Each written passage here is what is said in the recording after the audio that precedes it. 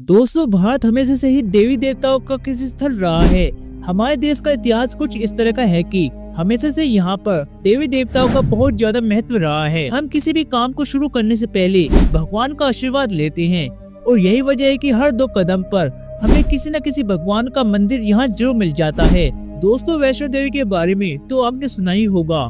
माँ वैष्णो देवी का मंदिर ऊंची पहाड़ी पर स्थित है और ऐसा कहा जाता है कि जो मन्नत वहाँ मांगी जाती है, माँ वैष्णो देवी उसे जरूर पूरा करती हैं और मन्नत पूरी होने के बाद वैष्णो देवी के दर्शन करने भी लोग जाते हैं। वैष्णो देवी माता का मंदिर जम्मू कश्मीर के गांव कटरा में स्थित है।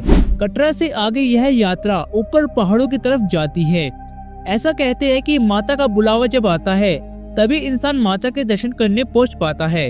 लेकिन माँ वैष्णो देवी से ऐसे कई रहस्य जुड़े हैं जिनके बारे में शायद आप नहीं जानते होंगे। तो दोस्तों, आज के इस वीडियो में हम आपको माता वैष्णो देवी से जुड़े कुछ ऐसे रहस्य बताने वाले हैं जिन्हें जानकर आप दंग रह जाएंगे। अगर आप भी माता वैष्णो देवी में आस्था रखते हैं तो और आप उनके बारे में जानना चाहते हैं तो आप इस वीडियो के अंत तक बने रहिए। पर दोस्तों, वीडियो शुरू करने से पहले मेरी एक छोटी सी रिक्वेस्ट है कि अगर आपने अभी तक हमारे चैनल को सब्सक्राइब नहीं किया है तो इसे कर लें और बगल में लगे बेल नोटिफिकेशन को ऑन कर लें ताकि आपको ऐसी वीडियो की नोटिफिकेशन आपको मिलती रहे। तो चलिए दोस्तों, बिना डरे शुरू करते हैं आज की यह वीडियो। दोस्तों, माता वैष्णो देवी जगत जननी हैं। उनके सिर्फ दर्शन कर लेने से ही भक्तों के दुख दर्द दूर हो जाते हैं। माँ वैष्णो देवी के दरबार में पहुंचने वाले किसी भी व्यक्ति को माँ खाली हाथ नहीं जाने देती। एक बार माता के सामने झोली फैलाकर अगर आप कुछ भी मांगते हो तो आपकी मन्नत जरूर पूरी होती है। लेकिन आखिर माँ वैष्णो देवी का जन्म हुआ कहाँ था, चलिए आपको बताते हैं। माँ वैष्णो देवी का जन्म भारत के दक्षिण में रत्नाकर सागर के घर पर रामेश्वर तट पर हुआ था। इनके माता पिता की काफी समय से संतान नहीं हुई थी। इस कारण माँ वैष्णो देवी ने रत्नाकर सागर के घर में जन्म लिया था। माता के जन्म के एक रात पहले इनके पिता ने यह वचन लिया था कि उनकी बालिका जो चाहेगी वह उसे करने देंगे और उसके रास्ते में कभी नहीं आएंगे। माँ वैष्णो देवी को बचपन में त्रिकुटा नाम से बुलाया जाता था। बाद में भगवान विष्णु के वंश से जन्म लेने के कारण उन्हें वैष्णवी नाम से पुकारा जाने लगा।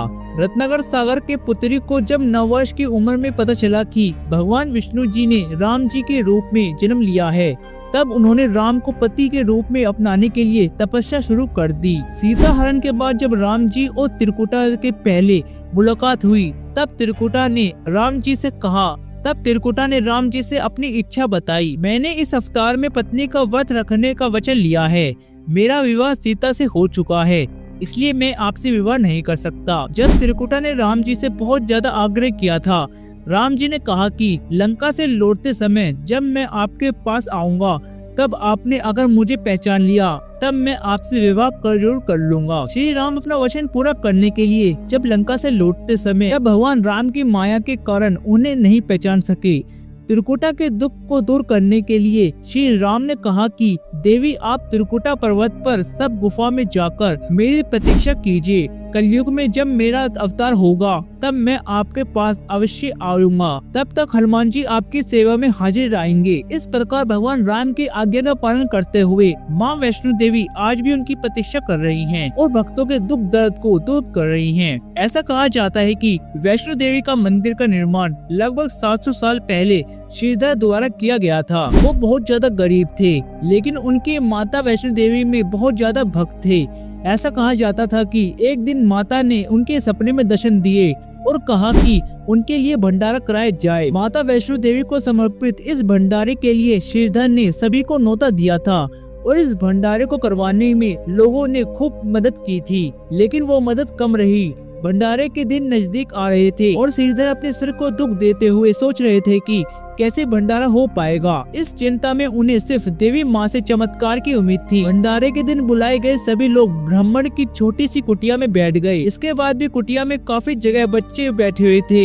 इसके बाद ब्राह्मण सोच रहे थे कि वो इन सभी लोगों को भोजन कैसे करा पाएंगे, क्योंकि इतना भोजन था ही नहीं जो सभी को पेट भर भोजन कराया जा सके। इसके बाद ब्राह्मण ने एक लड़की को बाहर से आते हुए देखा जिसका नाम वैष्णवी था। जितने भी लोग आए थे सभी ने पेट भर खाना खाया और भंडारे के बाद जब ब्राह्मण ने उस बच्चे से मिलने का चाहा, तब वो ना जाने कहां गायब हो चुकी थी। कुछ दिन बाद ब्राह्मण को इस कन्या का सपना आया, जिसके बाद इस बात का खुलासा हुआ कि वो बच्ची कोई और नहीं बल्कि माँ वैष्णो देवी थी। इस दिन माँ वैष्णो देवी ने ब्राह्मण को सनसनी गुफा के बारे में बताया। इसके बाद ब्राह्मण गुफा की तलाश में निकल पड़े और बहुत खोजबीन करने के बाद उन्हें अंत में गुफा मिल गई। इसके बाद उन्होंने तय किया कि वहां पर पूरा जीवन माँ की सेवा में करने में लगाएंगे और मैं वैष्णो देवी के लिए मंदिर बनवाएंगे। तो इस तरह से ब्राह्मण श्रीधर द्वारा माँ वैष्णो देवी के मंदिर का निर्माण कराया गया। वैष्णो देवी मंदिर में एक नहीं बल्कि 2 गुफाएं हैं, जिसमें एक गुफा को हम लोग गर्भजून के नाम से जानते हैं, जो त्रिकुट पर्वत पर स्थित है और इसकी ऊंचाई लगभग 1200 फीट है, जहां वैष्णो देवी ने 9 महीने तक कठोर तपस्या की थी। लेकिन इस मंदिर में एक गुफा और भी है, जो कि भवन के पास। इसमें 3 देवियों का वास है, जिसमें माँ सरस्वती, लक्ष्मी, काली। लेकिन माता वैष्णो देवी के यहाँ पर कोई भी नहीं है। माँ वैष्णो देवी यहाँ पर अदृश्य रूप से विराजित हैं, लेकिन फिर भी यह स्थान वैष्णो देवी तीर्थंकर स्थल कहलाता है। इस गुफा में से पवित्र गंगा जल निकलता रहता है और कहा जाता है कि यहाँ पर कई प्रकार के चमत्कार भी देखने को मिलते हैं। माता वैष्णो देवी ने भैरव का त्रिशूल से नष्ट किया था और माता वैष्णो देवी मंदिर में भैरव का शरीर रखा गया है।